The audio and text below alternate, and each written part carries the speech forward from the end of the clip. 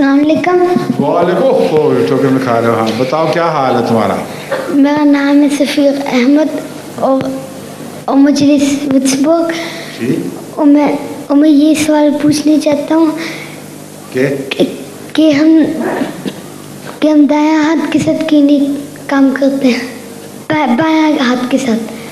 بائیں ہاتھ کے ساتھ اچھی چیزیں کیوں نہیں کھاتے؟ یہ کہنا چاہتے ہو نا؟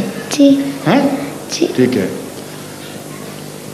کوئی کموڈ میں صفائی کر کے اچھی طرح کھانا کھا سکتے ہو؟ نہیں. کیوں؟ صاف ہو جاتا ہے. جو کھانے کے برتن ہیں وہ الگ رکھتے ہو، جو گندگی کے برتن ہیں وہ الگ رکھتے ہو.